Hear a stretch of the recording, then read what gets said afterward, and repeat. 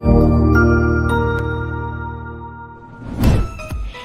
masayang pagbati na may ngiti sa aking mga labi. Naghahanap ba kayo ng makakatuwang sa pagre-review ng inyong anak? Meron yan sa DepEd. Ang ETUlay online tutorial ay libre at handog ng ating kagawaran sa pangunguna ng OUA ICTS EdTech. Ito ay isang proyektong makatutulong sa mga mag-aaral, katuwang ang mga magulang o kasama sa kani-kanilang tahanan para masagutan at maunawaan ang mga modules. Hangad din ng programang ETUlay ang matulungan ang ating mga guro sa kanilang mga blended learning classes.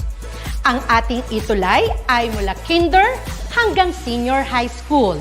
Bukod sa academics, meron din tayong mga special programs gaya ng All is Wellness, Reading and Math Remediation, Storytelling, Mommy Tech Talks, Classes sa Gramatika, Speech Class, Financial Literacy, at marami pang iba. Pinalawig din ng ETUlay ang ating Alive program para sa mga mag-aaral mula grade 1 hanggang grade 3. Gayun din ay mayroon tayong ALS program at SPED tutorials na makasisigurong makakamit ng lahat ang inclusive education. May SPED hotline na rin para sa inyong mga katanungan patungkol sa special education. Kaya, subaybayan mula Lunes hanggang Biyernes, mula 9:00 ng umaga hanggang 7:00 ng gabi ang ating ETUlay. Sa ating pagtutulungan, maiaangat natin ang bawat isa. Ating itutulay ang pagkatuto upang di mapigil ang pag-aaral ng kabataang Pilipino. Itulay natin ito, sulong edukalidad.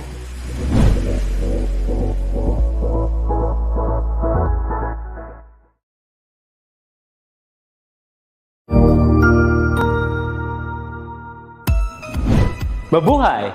Good day to all! I am your tutor Madge. Welcome to ETUlay, a free online tutorial, an initiative of the Department of Education, Information and Communications Technology Service, Educational Technology Unit, ICTS EdTech. This program is aimed at helping and assisting learners from kindergarten, senior high school, ALS, Alive, and SPED learners.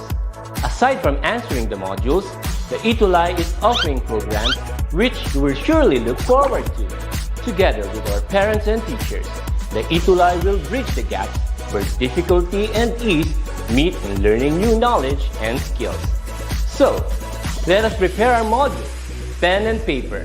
Ready your mind to see and hear worthwhile and interesting lessons. Let us now study and learn, together with our volunteer online tutors. Tara na!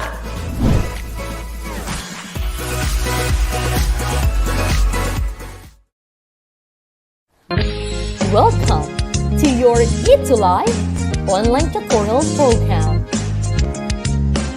Tayo ay naglakbay sa nakaraang semester na puno ng pagkatuto at paglago. Join us again as we welcome the second semester of the academic year 2021-2022 dito sa inyong klaseng ETUlay. Here are your new fantastic tutors at your service. ETUlay ang gabay sa pagkatuto. ETUlay edukasyon itatawid sa'yo. ETUlay paaralan nilalayo sa'yo. ETUlay sa makabagong panahon. ETUlay para sa kabataang Pilipino. Every Thursday from 4 p.m. to 6 p.m. Huwag kayong mawawala. Ating patuloy na saliksikin ang hiwaga ng humanidades at agham panlipunan. Laging tandaan, ikaw ang best tuwing Webes. Kung maling impormasyon, katotohanan nating ituro, paularin ang edukasyon. Itulay ang gabay sa pagkatuto.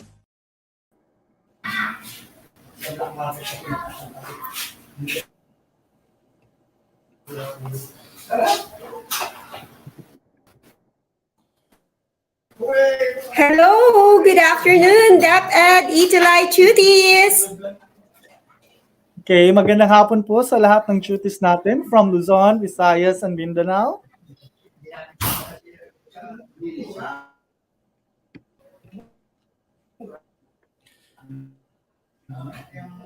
Philippine Politics and Governance, Module 5, Globalization and Transnationalism, Part 2. We are on Quarter 3, Week 6. Tama ba, Tutor Rom? Yes, Tutor Ka, this is our part 2. And Okay, I'm Tutor Ka.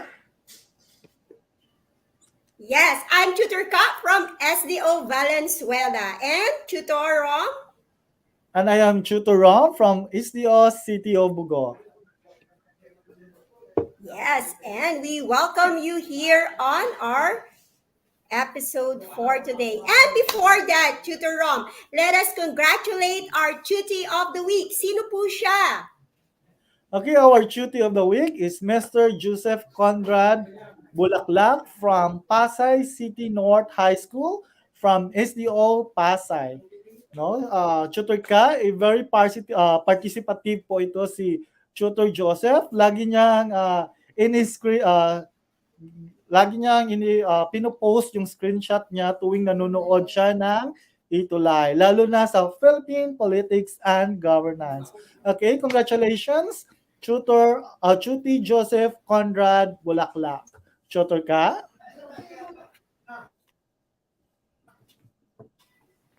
Oh. Okay, congratulations, Joseph Conrad Bulaklak. And for the review of our previous lesson, if the statement expresses correct ideas and false if not. So let's start. Question number 1. Let us see. Meron na po ba, Tutor Rom? Pasensya na po, naglalag si Tutor Ka because Tutor Ka right is on a remote area. Tingnan po natin. Okay, number 1. Globalization transcends traditional barriers to form innumerable global network and links. Ayan na, Tutor Rom, sorry po pero yung answer is already there. So sigurado naman ako na yung mga ETUlay tuties natin ay tama ang kanilang mga sagot. Di po ba, Tutor Rom? Yes, actually, sumagot si Grizerny.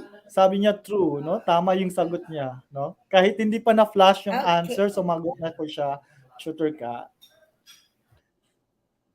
Okay, let's proceed with question number 2. Okay, even in the advancement of technology, the government still have the power to regulate the flow of information to and from the outside world. What will be the answer, Tutor Rom? Okay, sabi ng mga tuties natin, it's false. False ba yan, Tutor Ka? Yes, it is false. Okay. Na-flash po ba sa screen ng sagot, Tutor Rom? Yes, all Tutor Ka, no? Na-flash mo na yung sagot. False. Okay, number 3. Collaboration and cooperation is not necessary in the economic globalization as trades realize that they have the strength in working alone. What will be the answer, Tutor Rom? Okay, sabi ng mga tuties natin, it's false. Sabi ni Grizerny, it's false. So ano bang tamang sagot, Tutor Ka? Is it false? Yes, and the answer is false. Nandyan po ba yung answer, Tutor Rom? Yes, nakikita po namin, Tutor Ka, yung answer. Yung correct answer, it's false. Okay, number 4 question. Let us see. Cultural exchange can foster familiarity and cooperation that may enhance international relations. What will be the correct answer, Tutor Rom? Okay, sabi ng mga cuties natin, it's true. Is it true ba, Tutor Ka? Yes, the correct answer is true. Tama po ba, Tutor Rom, ang ating sagot sa screen? Yes, Tutor Ka, no? Tama naman yung na-flash natin, it's true. Okay, Question and the number 5. question, let us see. Tignan niyo. There is no significance of resistance in globalization. This is due to the idea of cultural uniformity. What will be the correct answer, Tutor Rom? Okay, sabi ng mga cuties natin, sabi nila it's false daw. Is it false, Tutor Ka? Okay, and the correct answer is false. Tama po ba False. ang nag-appear sa screen natin, Tutor Rom? Yes, Tutor Ka, no? Tama naman. Okay, binabati lang natin yung mga cuties natin na nanonood from uh, Pinangkawitan Integrated National High School from SDO Lipa City. Okay, so Wow. magandang hapon po mga cuties natin from Lipa City. No? Marami na tayong mga viewers, Tutor Ka. No? Dumadami na yung Oo mga nga. cuties natin na nanonood. Okay, Tutor Ka? Yes. Okay, so binabati natin yung lahat ng ating mga ETUlay cuties from different SDO. Now we go to our, okay, Tutor Rom, ano po ba ang lumalabas sa ating screen? Okay, yung question number 5 pa po ng ating review. So maybe we can Okay. proceed with the, ano na po, ng preliminary po natin. Okay, for our pre-activity, let us see our pre-activity. Okay. Tingnan natin. We are undergoing a technical difficulty. Okay, rearrange the scrambled words to reveal the correct answer. So, tingnan nga po natin ang first scrambled word. Okay, nako, mukhang na-flash ko na ata yung tamang answer. Nakikita ba, Tutor Rom? Yes, Tutor Ka, no? It's transnationalism. Okay, so basic naman yon. And then, let's go with the second point. It is, ano yan, Tutor Rom? Is it a type of transnationalism po ba, Tutor Ka? Okay, Yes tingnan po. natin yung mga sagot na cuties natin. Okay, sabi nila it's transnational organizations. Okay, let us see. Tama po ba ang aking na-flash, Tutor Rom? Yes, Tutor Ka, no, tama naman. It's transnational organization. Tama. Okay, next one. Let us see. Okay, for this Meron na po part, ba, Tutor Rom?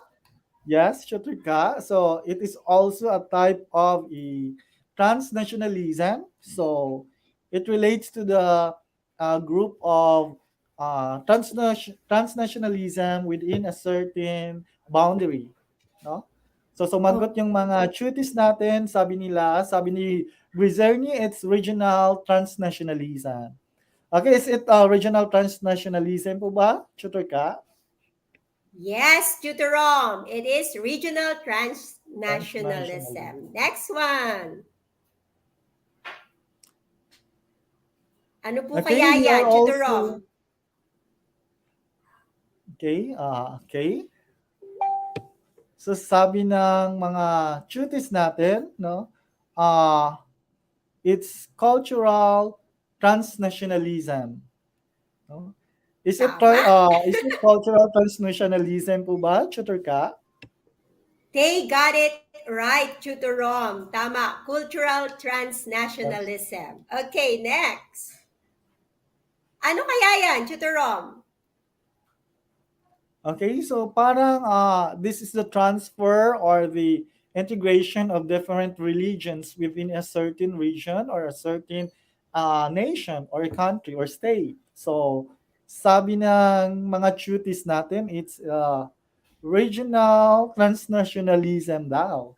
So, is it regional transnationalism po ba, Tutor Ka? Yes, it is. Oh, it is transnational religion. Kanina yung regional. So it is transnational religion. So later on, we will discuss all those things. Right now, let's do our objectives. Ano nga ba ang objectives ng ating topic for today? At the end of the session, the tutor should be able to explain the nature and meaning of globalization and transnationalism, analyze the similarities and differences between globalization and transnationalism. Tutor Rom, what are And the other objectives? And our duties will evaluate the different types of globalization and transnationalism. And lastly, they will be able to write an ordinance that responds to the adverse effects of globalization. Shotoka? Okay. Yes. So, Tutor Rom, let us acknowledge. Okay, we would like to thank SDO Manila for allowing us to use their module for Philippine Politics and Governance Week 6. So pang-anim na po na ito na linggo na ginagamit natin yung module ng SDO Manila. And we would also like to thank Mr. Ernie Ronel T. Mabahagi, the writer of the module, as well as their Schools Division Superintendent, Dr. Maria Magdalena M. Len. Maraming salamat po. Tutor Ka? Yes. Yes, thank you very much, SDO Manila. And now, let us proceed with our part 2 of Module 5, Globalization and Transnationalism. So, we will discuss all about transnationalism. What is it all about? Kung last week, we talked about globalization, this time around, we'll talk about transnationalism. Related ba sila with each other?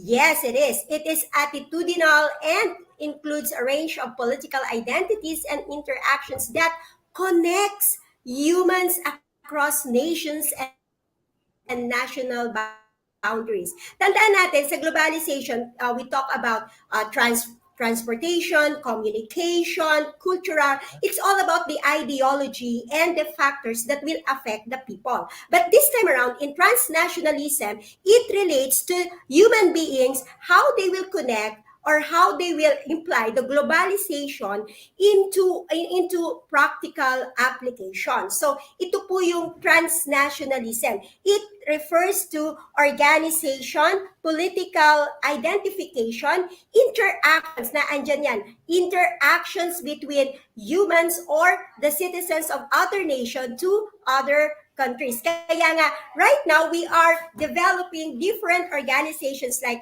UNESCO, di po ba? We have ASEAN, we have the UN, di ba? Yung nangyayari ngayon sa Ukraine and Russia, we have the EU or European Union, di ba? So it means that the transnationalism has the effect in globalization wherein yung behavior ng mga tao ang pinag-uusap natin dito. Tama po ba, Tutor Rom? Yes, Tutor Ka, no? Tama naman yon, no? So that is the meaning or the definition of transnationalism. Now let's move on Okay. to different types of transnationalism. Okay. And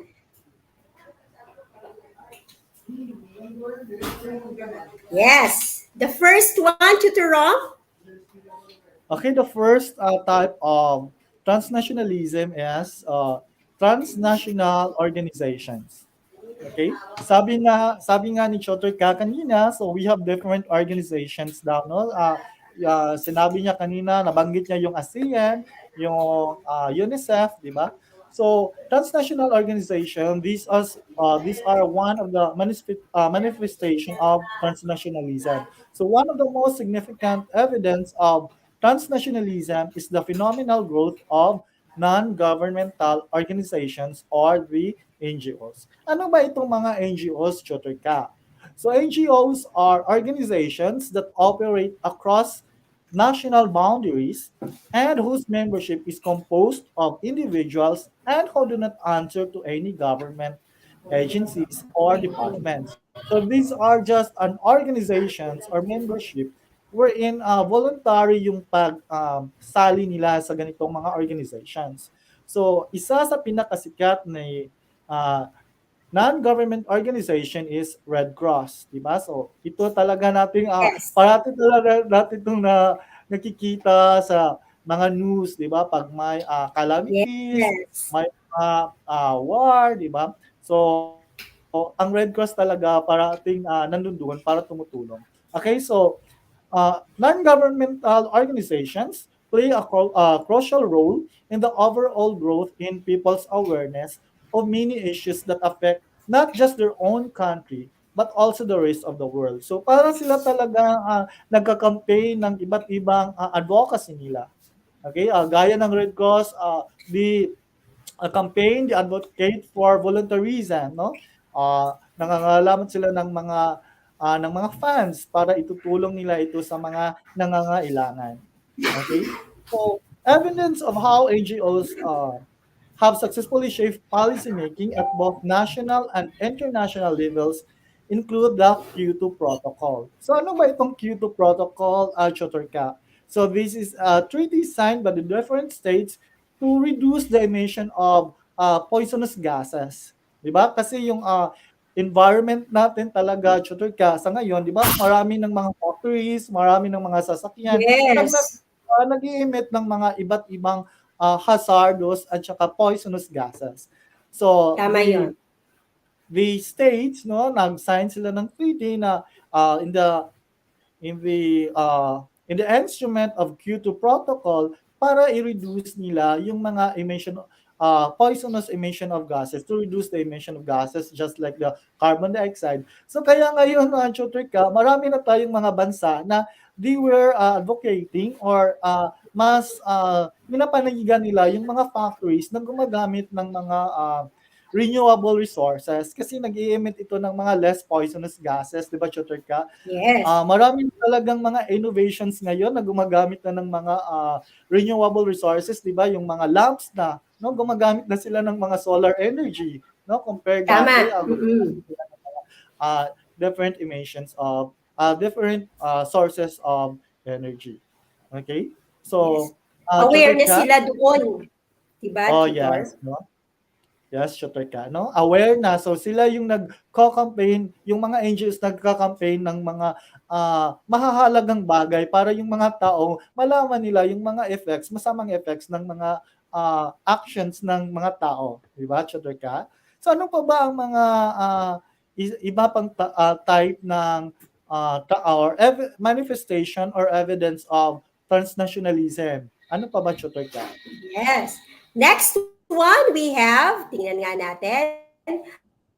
What is it? It is all about regional transnationalism.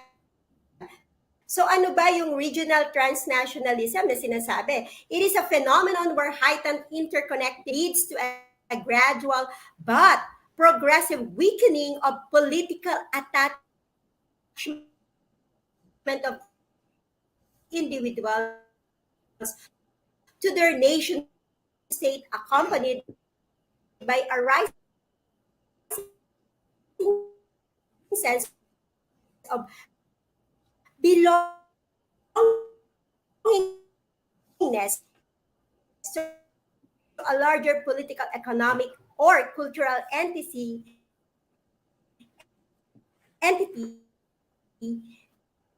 such a region.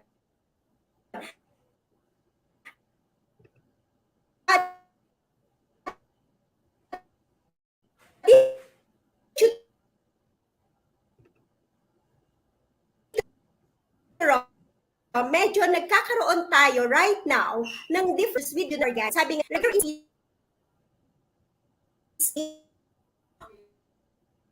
East Asia, we have Myanmar, Laos, Cambodia, Philippines, we say in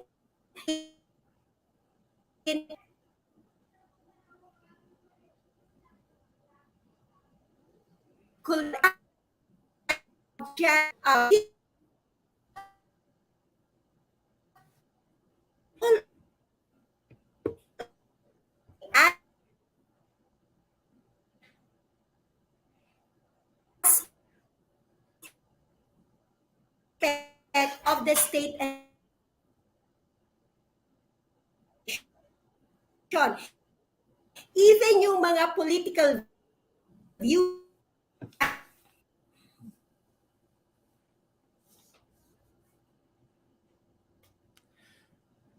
Okay, so another type of um, another manifestation of nationalism uh,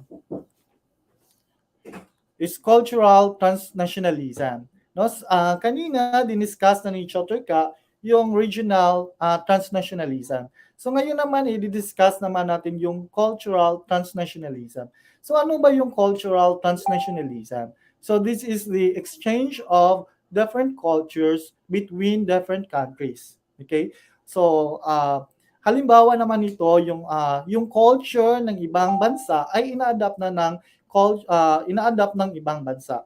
So, halimbawa, yung culture ng Korea, 'di ba? Ina-adapt natin nila the way yung mga music nila, yung mga pagkain nila.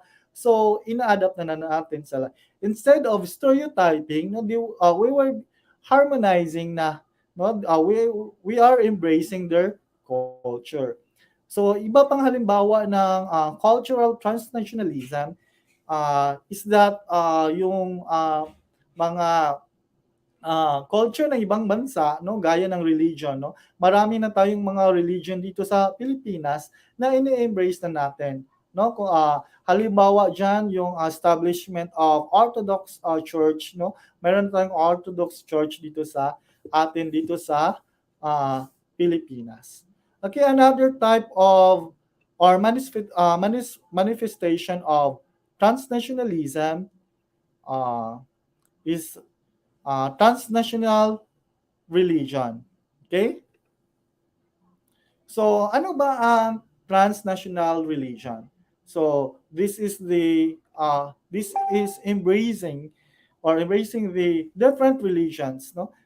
Dati-dati sa atin yung religion natin is dito sa atin yung dominant religion is Christianity, no? And majority of the Filipinos are Catholics. But since we embrace the religions of other countries, no, ina-adapt na din natin yung religion nila. Okay, gaya ng may Hinduism na tayo dito, may Buddhism na tayo, may mga Filipinos na tayong mga Buddhist, may mga Filipinos na tayo na nag-adhere ng Hinduism, no, ng iba't ibang religion. Okay? At salamat naman at bumalik si Chotorka. Okay? So, I think Chotorka is having a internet difficulty connecting the internet. No? May technical problem siya. So, before we proceed, no, binabati ko lang yung mga duties natin from City of Bugu Senior High School and from San Mariano National High School. Okay, maraming salamat po sa panunood nyo, mga tutors from San Mariano National High School and from City of Bugu Senior High School. At sa lahat ng mga SDO na nanonood sa amin ngayon, maraming salamat po. Tutor ka, are you there? Yes po. Hello. Nakabalik ulit si Tutor ka. Sorry po, kasi nasa remote area ako right now, so I have an unstable internet connection, which we talked about last week, yung communication. Kaya tayo nagkakaroon ng globalization para magkaroon ng tamang connectivity. Tama si Tutor A, ang aming program head. Binabati po natin, transnational movements. Okay? So let's go with transnational movements. Sino po ba ang nag-share share ng screen. Okay, it's me. Okay, so let us see. Tama po ba ang aking PowerPoint? Okay, Tutor Kat, So tama let's naman. That's go with, regional organization. okay. So let's go with transnational movement. Okay? So tignan po natin. Okay na ba, Tutor Rom, yung ating slides? Nakikita na po ba? Opo, Tutor Kat. Okay. Ito po ay,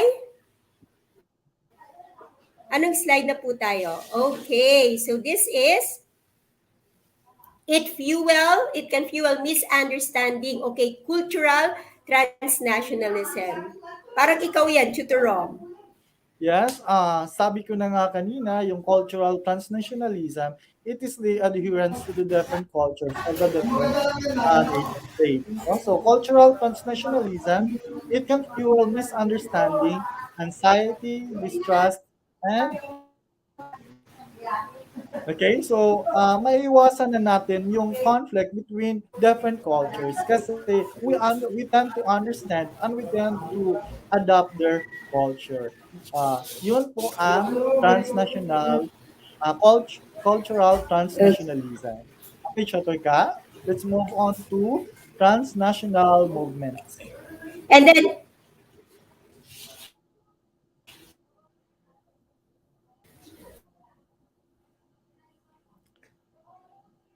okay. Okay, let us see the Tutor Rom.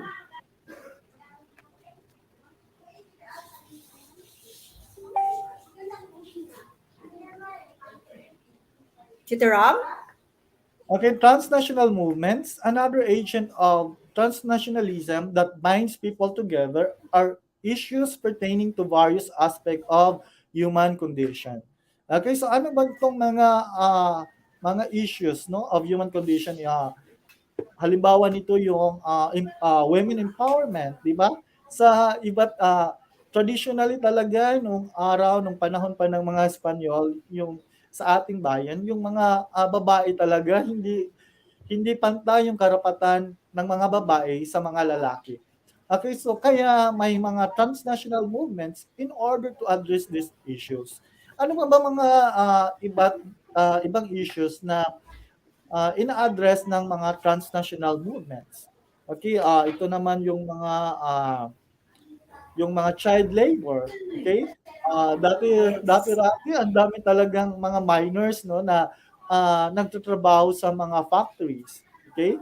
Pero dahil sa mga transnational movements, alam naman natin no worldwide naman ito na international naman ito ng mga movements, no?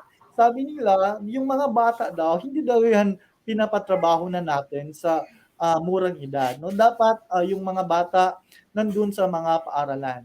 So dahil sa mga transnational movement, gumawa tayo ng mga batas na bawal na magtrabaho yung mga bata sa mga factories, lalo-lalo na yung harmful sa kanilang mga kalusugan.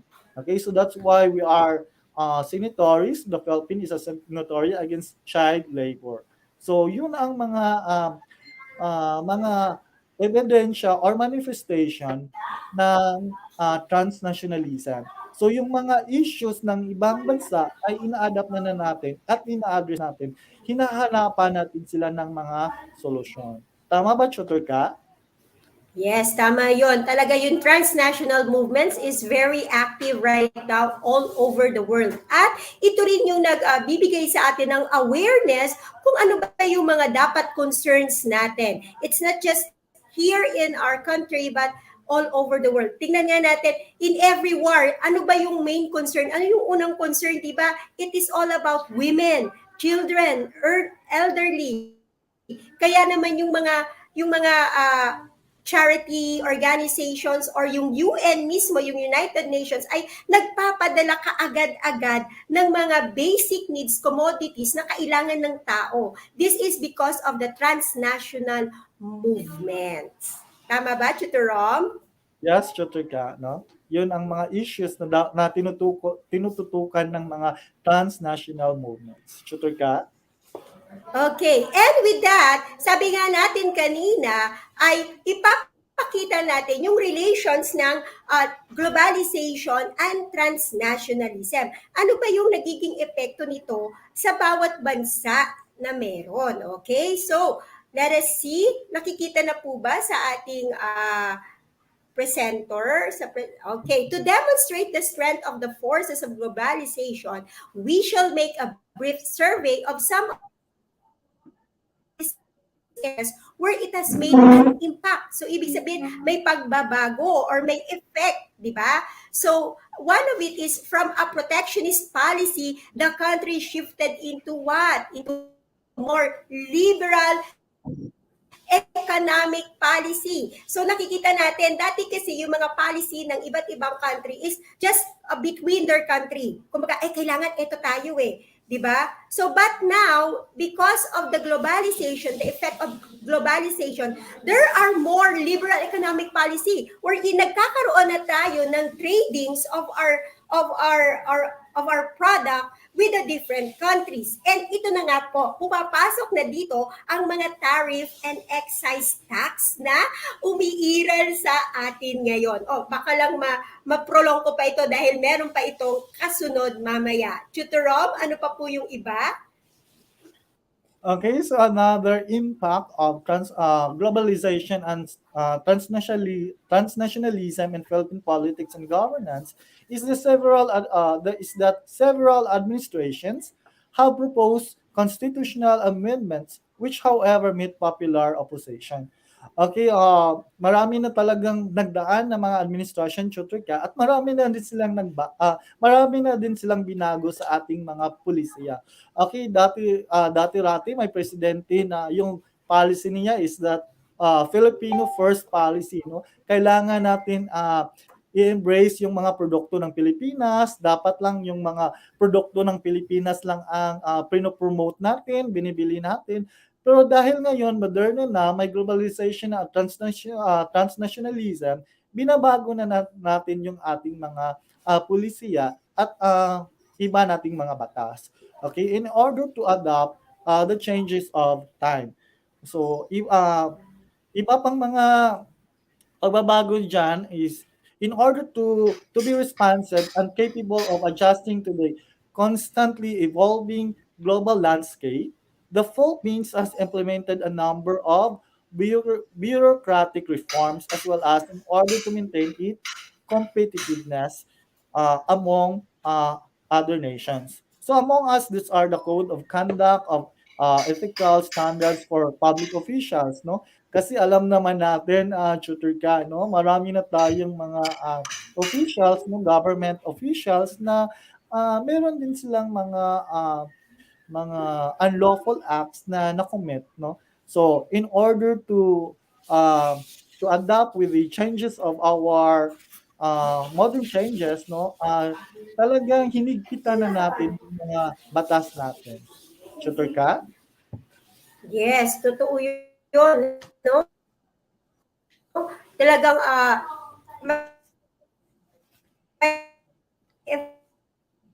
affect itong globalization and transnationalism. Another one is, tignan nga po natin, Tutor Rom, nakikita na po ba ang aking pinapresent? Okay, wala pa po tutor ka. Okay, so halimbawa pa po, no, in addition to different legislations. Ayan. Okay, yan na po tutor ka. Ayan, a number of other, tama si Tutor Rom, a number of legislative reforms were also made in the areas of environmental protection, human rights, and gender equality in response to the increasing pressure from the international community and civil society. Nagkakaroon po kasi ng awareness ang different countries, ang different international organizations.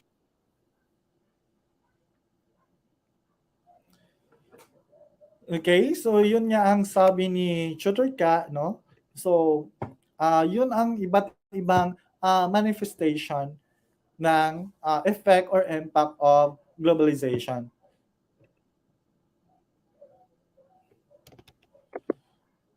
Okay, so iba pa pong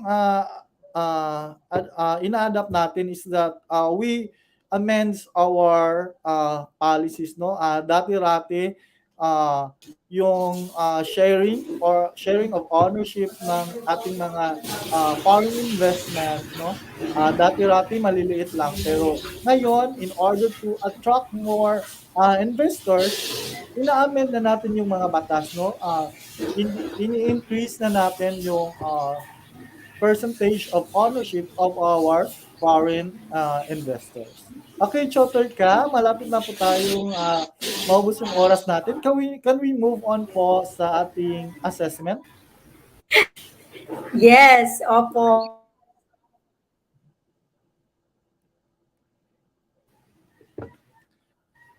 Okay, so our assessment is that directions. Yes, Tutor Rom? Carefully read the following. Yes, Chotter ka, ano po ba yung direction for our post activity? Okay, for our post activity. Okay, for our post activity, the direction is to carefully read the following items, write the letter of the correct answer. Okay, so while Chotrika is having a difficulty connecting with the internet, so this is the question number one. The desire of many countries to pursue closer economic, political, and cultural understanding has led them to establish various organizations made up of members belonging to a common geographical area. The most successful among these is the European Union. What type of phenomenon does European Union represent? A. Cultural transnationalism. Letter B. Regional transnationalism. Letter C. Transnational movement. Letter D. Transnational religion. Okay, so ano bang sagot ng ating mga tuties? Okay, our tuties from City of Bugo Senior High School. Ano bang sagot nyo? Our tuties from SDO Malabon. Our tuties from San Mariano National High School. And our tuties from SDO Lipa. Ano bang mga sagot nyo? Okay, sabi ng ating tutie, it's letter A. Cultural transnationalism. Okay, is it letter A po ba? Okay, the answer is letter B. Regional transnationalism. Okay, let's move on to question number 2. English has now become one of the most widely spoken language in the world. Due to the dominant economic, political, and military influence of the United States in world affairs, this is a reflection of what kind of global trend? Letter A. Cultural transnationalism. Letter B. Regional transnationalism. Letter C. Transnational organization. Letter D. Transnational religion. Okay, what's your answer, Chutis? Okay, one of our choice, sabi ni Veleka Pipito, it's letter B, regional transnationalism. Sabi naman ni Joyce, it's letter B. Is it letter B? Is it letter B ba? Okay, the answer is letter A, cultural transnationalism. Okay, question number 3. Transnationalism is a general shift in the manner of political identification from one that is based on nation state to one that is based on shared beliefs, aspirations, interests, and other common traits. All of the following are examples of the manifestations of transnationalism except letter A, ethnocentrism, letter B, feminist movement, letter C, non-governmental organizations, letter D, religious fundamentalism. Okay, one of our tutors said, sabi ni Mark, it's letter A, it's ethnocentrism. Sabi naman ni Joyce, it's letter A, ethnocentrism. Okay, what's the correct answer po ba? Uh, the correct answer is letter A, ethnocentrism. So tama si Mark at si Joyce. Okay, question number 4. Korean culture has become popular in the Philippines in recent years because of the influx of Korean tourists. Students and businessmen, as well as the entry of many Korean products, including those from its entertainment industry. The result is a gradual amalgamation of Korean popular culture with the local culture. What do we call this phenomenon? Okay, our phenomenon are examples of the manifestation of transnationalism except. Okay, letter A, cultural transnationalism. Letter B, religious transnationalism. Letter C, regional transnationalism. Letter D, transnational movements. Okay, our tutees answered letter C, regional transnationalism. Others said it's letter A, cultural transnationalism. Sabi naman ni Joseph, our tutee of the week, it's letter A, cultural transnationalism. Okay, is Joseph correct? Tutor ka? Okay, tama si Joseph. It's letter A, cultural transnationalism. Okay, our last question. What do we call the phenomenon characterized by a shift in political identification from one based on nationalism to those based on shared beliefs, aspirations, religions, and interests? Letter A. Okay, letter A. Is it ecumenism? Letter B, militarism. Letter C, patriotism. Letter D, transnationalism. Okay, some of our tutors answered letter C, it's patriotism. Some answered it's letter A, ecumenism. Okay, what's the correct answer, Tutor Ka? The correct answer is letter D, transnationalism. Okay. Okay, tutees, we are your tutors from humanities and social sciences. Okay, laging tandaan, kayo ang best tuwing Webes. Okay, in behalf of Tutor Ka, I am Tutor Rom from SDO City of Bugo, saying that if you want to learn, just roam around. Okay, so always remember Philippine politics and governance every Thursday 4:40 to 5:20 in the afternoon. Okay, okay, maraming salamat po. Daghang salamat sa pag tanaw kanako diri. Okay, up next is Pulso ng Kabataan with Tutor Janine and Tutor Edson. Tutor Ka?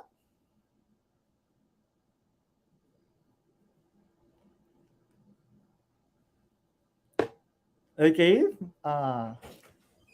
Abangan nyo po ang Pulso ng Kabataan up next with Tutor Janine and Tutor Edson. Maraming salamat po. Paalam!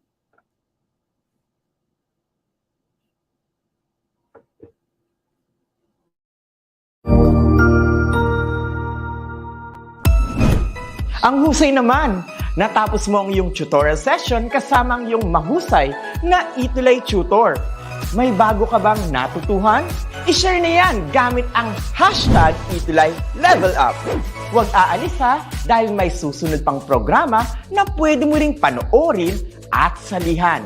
Dahil naghihintay na ang iyong mga tutors.